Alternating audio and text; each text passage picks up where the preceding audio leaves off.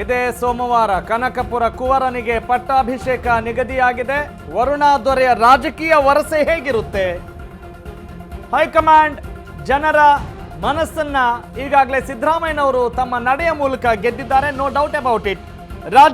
ರಾಜೀನಾಮೆ ಸಲ್ಲಿಸಲು ಟಗರು ರಾಮಯ್ಯ ಯಾವುದೇ ಜಿದ್ದನ್ನ ಮಾಡಿಲ್ಲ. ಕೊಟ್ಟ ಮಾತಾಯ್ತು.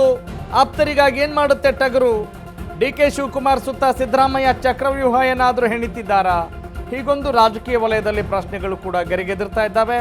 DK ಶಿವಕುಮಾರ್, ಸಿದ್ದರಾಮಯ್ಯ ಹಾಗೂ ಹೈಕಮಾಂಡ್ ಕೋಟಾದಲ್ಲಿ ಚರ್ಚೆ ನಡೀತಾ ಇದೆ. ನೂತನ CM ಸಂಪುಟ ಸವಾಲು.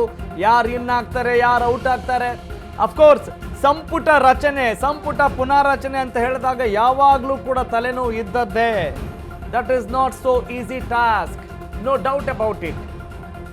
ಆದರೆ KPCCಗೆ ಸಿದ್ದರಾಮಯ್ಯ ಆಪ್ತನೇ ಅಧಿಪತಿ ಆಗ್ತಾರಾ? ಬಂಡೆ ಸುತ್ತ ಆಪ್ತರ ಸರ್ಪಗಾವಲು ಇಡ್ತಾರಾ ಸಿದ್ದರಾಮಯ್ಯನವರು? DK ಶಿವಕುಮಾರ್ CM ಹಾದಿ ಹೂವಿನ ಹಾಸಿಗೆ ಆಗತ್ತಾ? ಸವಾಲುಗಳಿದ್ದೇ ಇರುತ್ತವಿರಿ ಜೀವನ ಅಂತ ಹೇಳಿದ ಮೇಲೆ ಅನ್ನುವ ಮಾತು ಕೂಡ ಸಹಜ. ಒಟ್ನಲ್ಲಿ DK ಶಿವಕುಮಾರ್ ಅವರ ಸಂಕಲ್ಪ ಈಡೇರಿದೆ. It is on the way. ಅವರೇ ಮುಂದಿನ ಮುಖ್ಯಮಂತ್ರಿ ಅನ್ನೋದು ಈಗಾಗಲೇ ಖಚಿತ ಆಗಿದೆ. ಕಾರಣ ಸಿದ್ದರಾಮಯ್ಯನವರು ರಾಜೀನಾಮೆ ಕೊಟ್ಟಿದ್ದಾರೆ. ಆದರೆ ಸಿದ್ದರಾಮಯ್ಯ ಅಂತ ಹೇಳಿದ ತಕ್ಷಣ ಬರೀ ಅವರು ಮುಖ್ಯಮಂತ್ರಿ ಆಗಿರಲಿಲ್ಲ. ಸೈದ್ಧಾಂತಿಕ ನಿಲುವನ್ನು ತಳೆದುಕೊಂಡು ಅದೇ ನನ್ನ ಉಸಿರು ಅನ್ನುವ ನಿಟ್ಟಿನಲ್ಲಿಯೂ ಕೂಡ ನೊಂದವರ ಧ್ವನಿಯಾಗಿ ಕೆಲಸ ಮಾಡಿದ್ದಾರೆ ಅಂತ ಹೇಳಿದರೆ ಪಕ್ಷಾತೀತವಾಗಿ ಅದನ್ನು ಒಪ್ಕೊಳ್ತಾರೆ.